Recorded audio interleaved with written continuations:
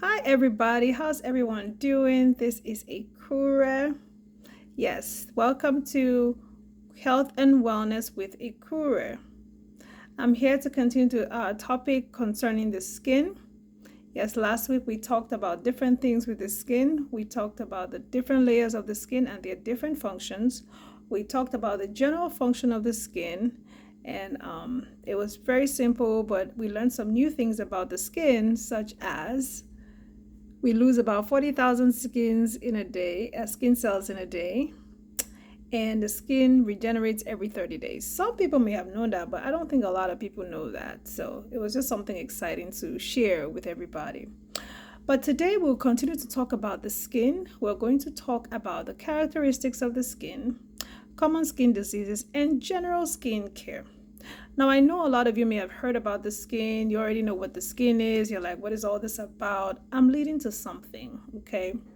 There are different things that we can do to take care of our skin. Some people actually do have skin disease. For those people who have general, their skins are healthy, you don't really think much about it because you just wake up and you go. But there are people out there who do suffer from a lot of skin diseases that need to know what it is, different things about the skin, so that they can try to live better, healthier lifestyles.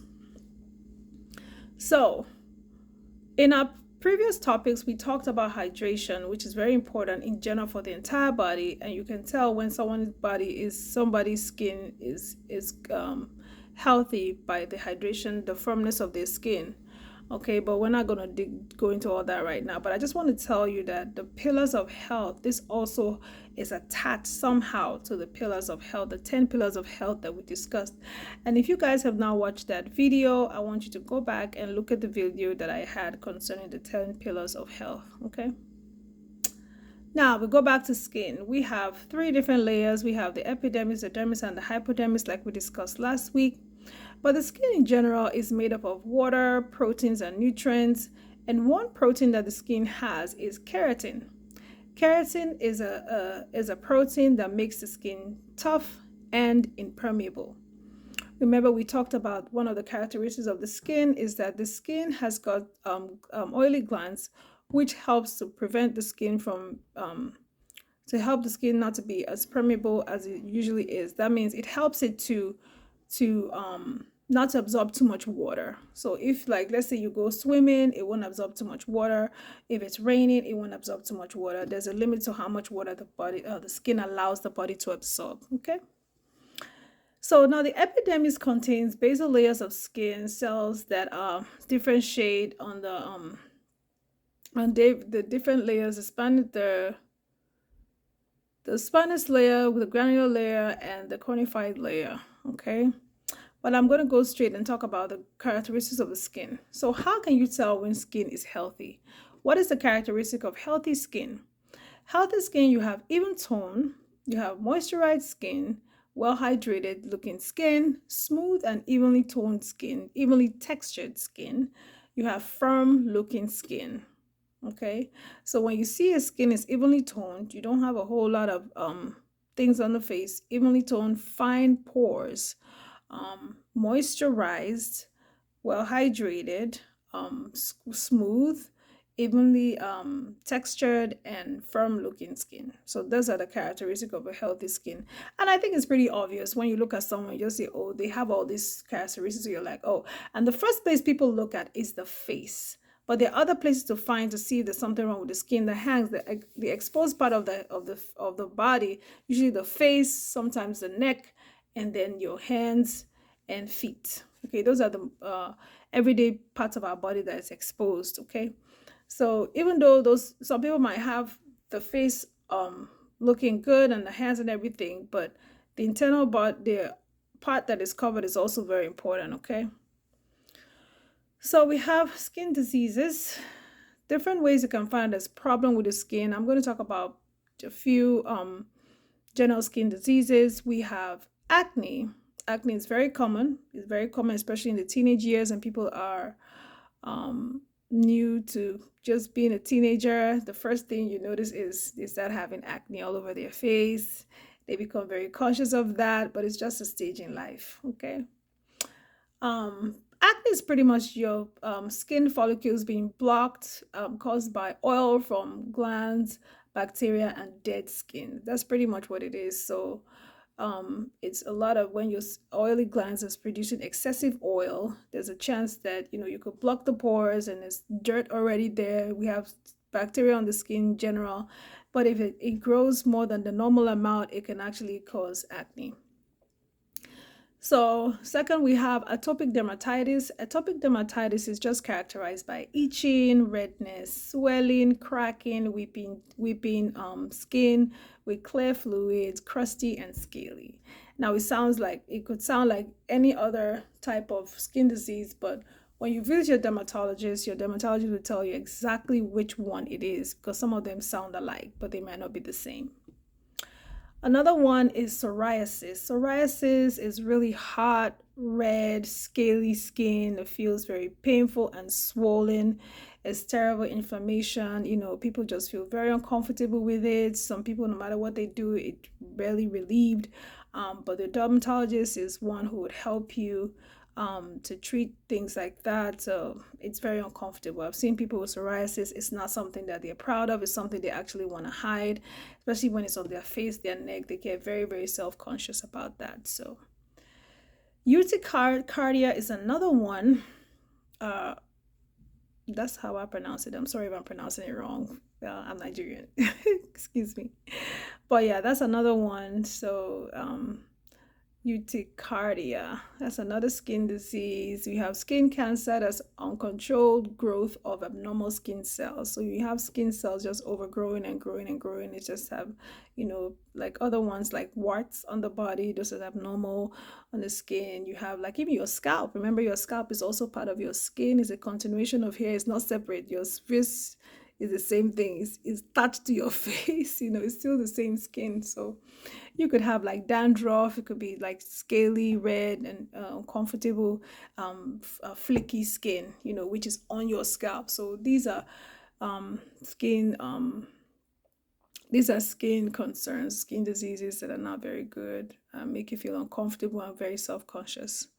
So, what are the causes of these skin diseases? In general, we have bacteria could be one of it, like bacteria trapped in the hair follicles. That is so obvious, So, you have a poor immune system. That could also be genetics, viruses. People who have diabetes, they have that problem.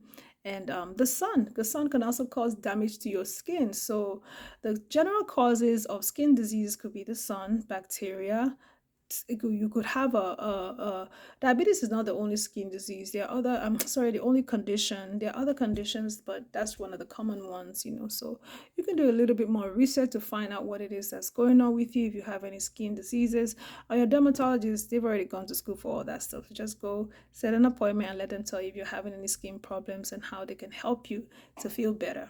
Okay. So we have skincare. Skincare. I'm going to go very basic, okay? I'm not going to go into too much detail about that because we all generally know everybody should get a bath. Take a bath. You see, I try not to tell people exactly what it is they should do because I don't know your pocket. There's some people who have financial issues, but the general rule is take a shower. Take a shower. Get a good bar soap and take a good shower. Okay. What do I mean? Take your shower, wash from your face, wash from your hair, your face down. Get a sponge, water, tepid water, warm water, not too hot, please. Warm water and take a good shower. Whatever you use to wash your body, the soap, maybe the face towel, whatnot that you use to wash your face, or whatever item you use, please make sure it's different from the rest of your body. I don't use my sponge on my face. I try not to do that at all because I just feel like the body's dirtier than the face and I don't want to transfer what's on my body to my face. So like a face towel, just wash it up and wash your face. I think that ideally you should take a shower like 2 times a day. And if you're not able to do that, make sure you take a good shower once a day, and just your face, you can wash your face twice a day. Okay, it doesn't take that much water to wash your face, but please try and wash your face. If you have acne, the general rule is just try to wash your face. Get a good medicated soap with maybe things with salicylic acid, glycolic acid. Those products are very good with helping control acne. Now, sometimes you might have acne that's so terrible that no matter what you do, it doesn't go away. You may have to see a dermatologist that will have to prescribe something, a medicated soap, a medicated cream that will help to fight whatever's going on, to destroy the bacteria cells that are there, help to heal the skin. Okay, the same thing with psoriasis and any other thing. Your doctors will give you the specific prescription that you need to help your skin. But the basic thing, take a shower. Exfoliate your skin is very important. When you wash, exfoliate, you remove the dead skin from your body. That means you can use a gentle exfoliating thing to wash your face. For example, let's see, I use it's like a rose water, what you call it, exfoliating cream to exfoliate the dead skin for my face. I do that. I try to do that maybe 2 to 3 times, about 3 to 4 times a week. I do that. I do sometimes even more, but it helps because if exfoliating your skin gets rid of the dead skin, and it helps to treat your skin really good. Okay. There's one common one that I used to use since, and I still use it when I run out of what I have. I use St. Ives apricot scrub. I've been using that thing since when I was a teenager till now. It never fails. It's such a good, and it's got salicylic acid in it. They're not paying me for this, y'all, so I'm just saying it, whatever. So I'm just releasing some skin products that are really good. Anything that you like, during the winter, your skincare is different from during the summer, because in the winter, your skin gets dry very easily, and also depending on the job that you have. As a registered nurse, I wash my hands a lot in between patients, in between care, whatnot. I wash it a lot. So a good moisturizer for me was something would be oily that would help me, not too oily, but something that's soft and just helps to replace what I lost, because washing your hands a lot can really make your skin look really ashy and horrible. But yeah, during the winter, I use more oily lotions like the shea butter. I love shea butter. Even with my hair, my scalp, I make sure there's shea butter in my, because when your skin gets flaky, when it gets dry, it can be painful. You can start having cuts and everything. Even your lips, it's part of your skin. So you just make sure you're moisturizing very well. So I moisturize with thicker things, thicker lotions like the Vaseline or shea butter. Really, shea butter to me is one of the best for winter. And then during the summer, I go very light, very light. I don't use shea butter during the winter. During the summer, it's too thick. The weather's already hot. I don't need anything that's gonna clog my pores even some more. So you want to look at the weather and determine what you use based on your weather. Okay, so that's just a general skincare. I'm not going to go into too much detail into that. I am not a dermatologist, so I can't tell you use this or do that, but I'm just telling you what I use that definitely helps me. So if you guys have any questions, if you have any comments, please leave your comments down. And I hope that this was very helpful for you. We probably will continue with this next week. Another thing I forgot to tell you about is you can use there's some, you make sure your diet is very important, okay, for your skin. Your diet is really, if you have oily skin, please avoid eating oily food, fried foods all the time. If you are allergic to certain foods and it causes you have pimples, stop eating them, even if you love it so much and it tastes so good. I mean, it can, like for me, I remember when I take peanuts, I usually bust out with a pimple somewhere. And for me, I thought it was just kind of normal, but they said that it could be a reaction to it. You could be allergic to it. And I'm thinking, allergic to what? I love my peanuts, but hey, if I want some, I don't even eat it much anyway. Once in a while, I could eat peanuts 3 to 4 times a year. That's the whole peanuts. Or if I have a chocolate bar, if I just feel like eating some chocolate, it has some peanut in it once in a while. But usually my chocolate does not have peanuts in it, very rarely. So, yeah. So things like that. If you know you have it really bad, you got to watch your food, what you eat. If you eat pretty healthy, a lot of fruits and vegetables, balanced diet, most likely you're not gonna if you yeah you're not gonna have, if anything, it cleanses your system. I've had times where I've eaten like just vegetables and fruits for 3 4 days, and my skin, it helps clear up my skin. I just kind of feel like it helps detox my entire system. So all I'm eating is vegetables, fruits, no meat, no starch, nothing.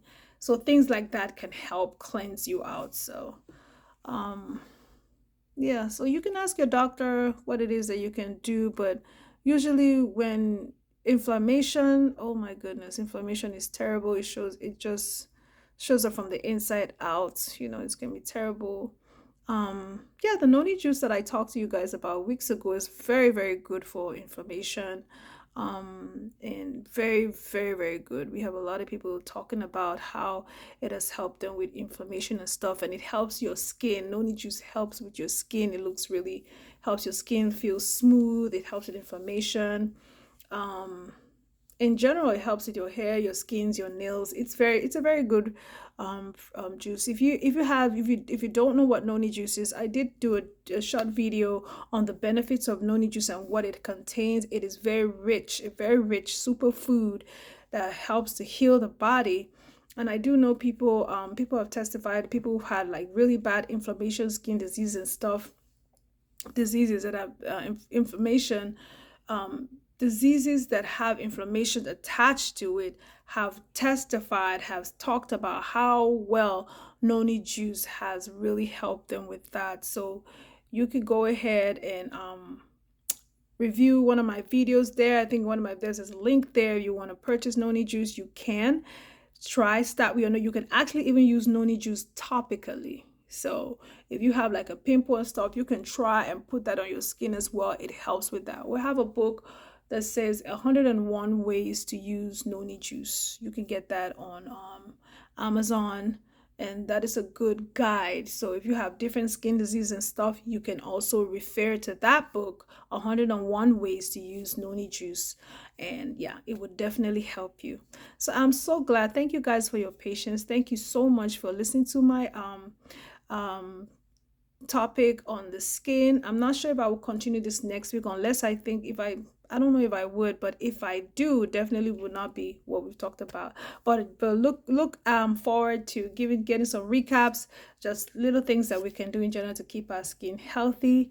All right, guys, thank you so much. You have a wonderful day. Until next time, health and wellness with Ikuria. Bye.